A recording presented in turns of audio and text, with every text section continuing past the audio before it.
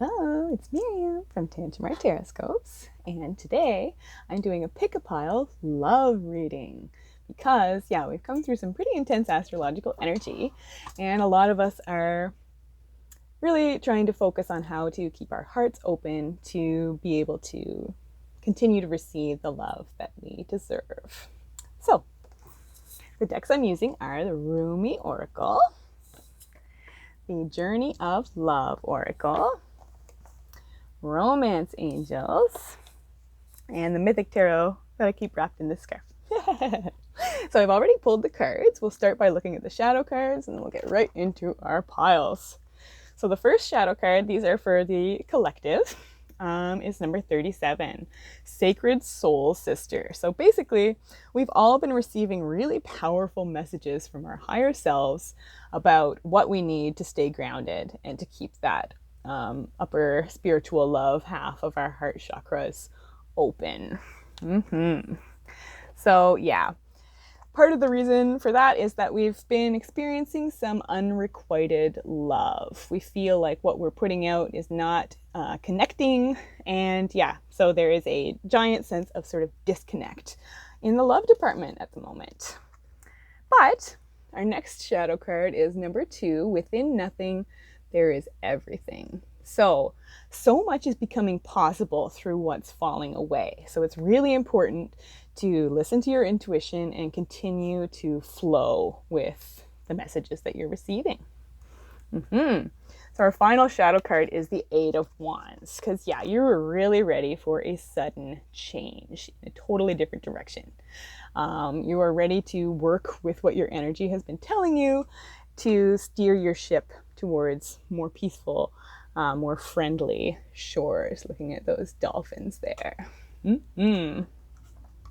So pile 1 is Kyanite, which is a communication crystal. Pile 2 is red wine quartz, which is a grounding crystal. Pile 3 is Orchid Calcite, which is a creativity and emotional flow crystal. So pile 1, our Kyanite people. We have number 2, Passion for Purpose. So you have really been meditating and focusing on what your overall purpose in life is. Whoa, big themes. And that's got you in a space where you kind of want to retreat, to get yourself back into a space of forgiving and learning. Whoa. Because part of your need to sort of get away is because you want to be able to re-access your sense of hope and literally your sense of grace. So that is your sort of divine ability to stay calm and rise above the fray, to stay in your sort of third eye space and be able to observe with grace. And you really are starting to sort of nail that, because you've got the Queen of Wands as your tarot card. So you are really accessing and nurturing your passion, your personal power in an important way.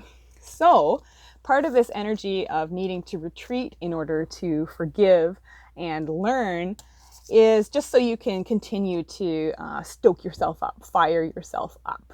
So there is an energy of sort of removing yourself in this reading, but I don't get the necessarily like a sort of breakup sense from this one. I get the sense that you are just setting boundaries to receive sort of recognition for being like a lioness. So that's the one who goes out and hunts down what the family or the relationship needs. And you may be feeling like your partner has been kind of like a little too passive lately, a little too maybe like sleeping on the job. But you are so aligned with your energy that you can continue to trust what your inner fire is maybe burning away, but also drawing in. So, yes, pile 1, stay in your power, protect your energy, keep hunting down what you really want for yourself. Wow. So pile 2 are red wine quartz people. I was going to say, actually, back to pile 1. If you're not in a relationship, It could be that, yeah, your purpose has got your energy shining so brightly that you're actually leaving your old life behind because you're able to forgive yourself. Your heart is open. So it could be that actually you are in the process of kind of drawing in the exact relationship that you need through being so self-assured and so full of knowledge of who you actually are, which is helping you to really just kind of float along and stay grounded and keep that third eye open for what you actually want in your life. Wow. Pile 2. Red wine quartz. Here we go. So the first card in your pile is number 3, the dissolving light. Whoa, look at all that yellow on there. So this card isn't about your light dissolving. It's about your light becoming so strong that it's actually burning away your ego and helping you actually be much more aligned with your actual personal energy than ever before. Whoa. And so that's alongside finances and career, which is an interesting card for a love reading. And number 28, sacred convergence, with a big sort of community scene with lots of that bright yellow. That's such a strong theme in this pile. And then we also have the Page of Swords reversed. So it seems like pile 2, if you are in a relationship that you've actually been giving a lot more of your energy to your career and your actual work. And so, yeah, in order to maintain your relationship and keep the love flowing there, it could be time to sort of turn back towards your union, to be less of a sort of King of Swords, realize that you're not new at this, you know what each other need from each other. And yeah, start sort of taking back control in your relationship through admitting that you have been kind of focused too much on career stuff, and you are open to reconnecting through important communication that needs to be had. That being said, if you're not in a relationship, this is the perfect time to just keep focusing on your career. You're exactly where you need to be in actually not being in a love relationship. And so like full speed ahead, because your goals and ambitions are really ready to continue to take center stage and keep growing and expanding. Hi, woman. Here it is a sec. All right, so pile 3, our Orchid Calcite people. Where's your pile? Here it is. So your first card is number 4, the Cloak of Christ. So we've had a lot of Christ energy in our readings lately. But again, that's very much an energy of forgiveness, of opening your heart to the fact that we're all human, we all deserve love, so on and so forth. But this card is really affirming that, yeah, your heart is in the right place to both forgive, but also to maintain a sense of protection from the universe as you continue on your way. So your next card is past life relationship. Interesting. And number 5, the communal dance. So 5 is an energy of conflict. And so it could be that you're feeling kind of frustrated that this relationship that you're so sure is almost like soulmate level, twin flame level, is not working for whatever reason. So we have the Strength card and the 8 of Cups as the tarot cards for this pile. So this is leading me to want to talk about twin flame and soulmate energy.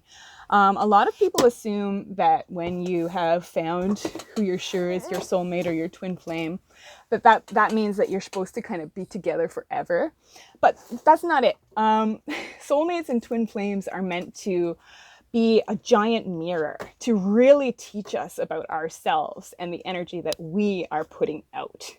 So when that kind of relationship becomes difficult, when it feels more like a struggle with a beast than a sort of spicy fire, it's really time to sort of listen to the fact that it may be time to emotionally move on. Yeah. So pile 1, you can trust that you really are protected. That you're not wrong, that this is an important relationship in your life. But yeah, it's time to listen to whether you're feeling strong and empowered as a result of this union, or whether you're actually feeling just sort of emotionally drained and not that great. But yeah, so if you are in a relationship, really think about whether you feel strong as a result of the continued connection. And if you're not in a relationship, you know, you're also protected. But you're sort of learning the steps that are going to allow you to leave behind sort of your loneliness and connect with the actual energy that will help you feel the love you want in your life. Yay. So, our higher self cards.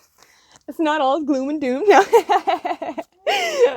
Our first higher self card is 19, Sacred Union. And the next one is Romantic Feelings. The third is 22, Loving All That Is. And finally, the Four of Pentacles, one of our new stalkers in these readings. So basically, the love and the happiness that you want also want you and are very much waiting for you along the way. So that could be in your current relationship, that for pile one, it's just time to sort of remove yourself a bit and wrap your mind back around things. For pile two, it's just about admitting to yourself that you can sometimes turn your focus away from your career. And for pile three, it is really about asking how much you love yourself and what that needs to mean in a relationship. But yeah, loving all that is. So the massive key here, which again has been a theme in our collective readings here, is continuing to open your heart. Affirm that you love yourself. Affirm that you are able to make loving choices. And know that that is really going to help you find the balance you seek across the board. And so our final higher self card, the Four of Pentacles, again, affirms that you really are pulling it together one way or another. You're figuring out what helps you feel secure and in control of your life.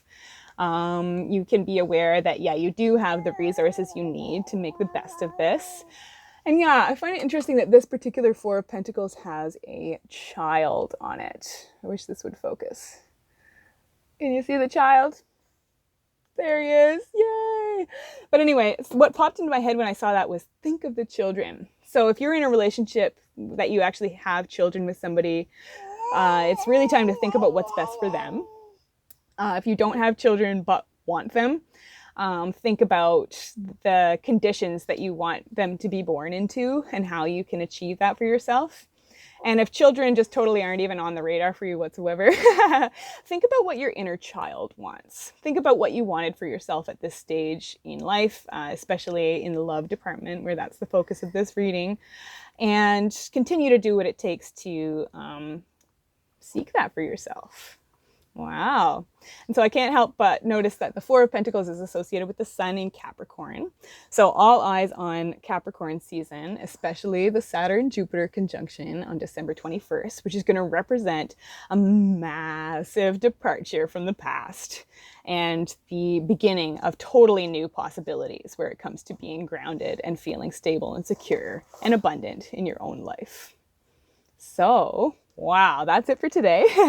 Thanks so much for watching. If you enjoyed this video, feel free to subscribe, like the video, leave a comment, share the video if you think it would resonate with others. If you're interested in a private reading with me, you can check out my Etsy shop. The link will be below. Feel free to follow me on Facebook and Instagram, where I post card pictures and tidbits about my spiritual journey every day. And yeah, until next time, keep your hearts open, keep your eyes on the skies, and I'll talk to you soon. Bye-bye.